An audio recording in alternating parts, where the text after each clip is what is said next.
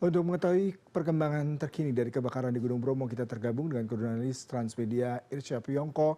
Irsya, ada dua titik api baru di lereng Gunung Bromo yang muncul pada pemberitaan tadi yang saya bacakan. Lalu sejauh ini apakah sudah bisa dipadamkan dan bagaimana situasi terkini di sana? Oke, selamat siang Bang Yuda. Dapat kami laporkan bahwa tempat saya berada di belakang saya ini adalah titik baru yang muncul sejak Selasa pagi tadi. Ya, ini tepatnya di Bukit Pusung Dukur, Desa Tosari, Kecamatan Tosari, Kabupaten Pasuruan.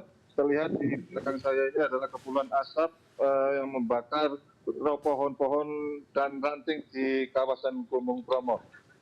Petugas terus memantau perkembangan dan arus api yang akan menjalar. Kemudian dapat kami laporkan bahwa di belakang saya ini adalah terlihat abu juga turun sehingga memungkinkan helikopter bombing kemungkinan diberhentikan atau gimana, masih belum ada komitmen. Begitu Bang Yuda. Tadi Anda katakan waterbombing helikopter terkendala dengan cuaca karena terlihat begitu pekat sekali ya kabut dan juga asap yang berpadu di kawasan Bromo. Lalu sejauh ini apakah ada tindakan manual yang dilakukan oleh petugas untuk memadamkan api di sana? Baik Bang Yuda, dapat kami laporkan bahwa di belakang saya memang sangat riskan untuk dilakukan untuk pemadaman melalui helikopter waterbombing.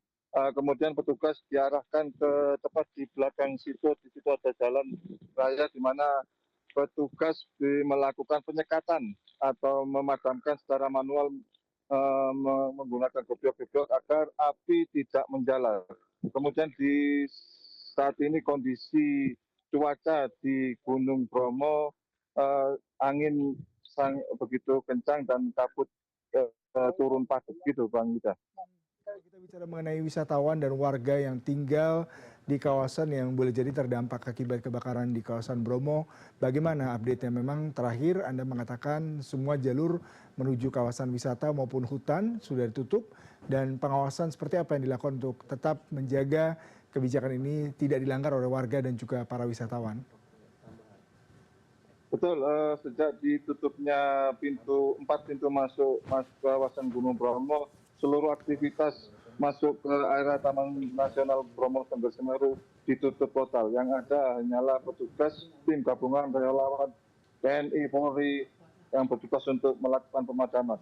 Kemudian petugas disiagakan selama 24 jam di pintu-pintu masuk agar warga sekitar tidak memasuk area kawasan Gunung Bromo atau di area Lapan Pasir.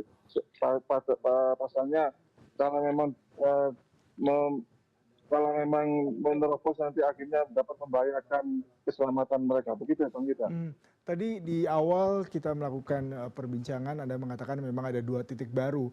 Apakah dua titik baru ini menambah deretan dari kawasan yang terbakar, ataukah kawasan sebelumnya yang sudah terbakar sudah bisa diatasi? Bagaimana dengan kondisi ini sebenarnya? Baik, dari data sementara TNBTS bahwa sejumlah total kebakaran sekitar 550 hektar. Kemudian di tempat di belakang ini adalah titik baru api membakar kawasan Tanaman Nasional Bromo Tengger Semeru. Begitu Bang Ida.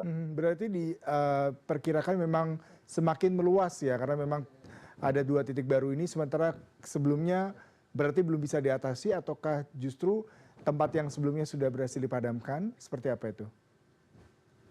Sebelumnya memang petugas sudah berhasil memadamkan yang di area Dingklik yang terjadi pada minggu kemarin. Namun pada hari Selasa ini muncul api baru yang berada tepat di belakang saya ini. Begitu Bang Yuda. Mhm. Saya tertarik dengan petugas yang berjaga. Memang sejauh ini seperti apa untuk alokasi petugas? Apakah memang terkendala oleh tadi cuaca ataukah juga dengan timnya sendiri sejauh mana mereka sudah bahu-membahu untuk mengatasi ini karena sudah 8 hari Irsyad termasuk cukup lama. Apa kendala utama yang dihadapi oleh petugas dan tim Basarnas maupun mungkin tim pemadam kebakaran di sana? Baik Bang Yuda, betul sekali. Tim gabungan ini kendala karena cuaca dan medan yang sangat terjal. tepat di belakang saya ini terlihat bukit-bukit yang tidak mungkin dijangkau oleh petugas. Yang ada yang bisa dilakukan adalah menggunakan helikopter waterbombing maupun drone water spray begitu. Kalau memang di sekitar pinggir jalan atau yang dapat dijangkau oleh petugas diupayakan melakukan pemadam secara manual begitu Bang Yuda. Irsyad, berdasarkan pengalaman Anda dan mungkin Anda sempat berbincang dengan warga setempat dan petugas pada saat bulan-bulan seperti ini, Juli, Agustus kan memang musim kemarau. Apakah memang kerap terjadi kebakaran? Lalu seperti apa sebenarnya mitigasi ke depannya? Mengingat kalau setiap tahun terjadi pasti memang akan menimbulkan kerugian cukup besar, tidak hanya bagi masyarakat tapi juga ekosistem. Apakah memang kerap terjadi seperti ini dan seperti apa ke depannya untuk pengawasan? Oke, siap. Bang Ida, ini kejadian kebakaran di Gunung Bromo ini sudah terjadi kedua kalinya.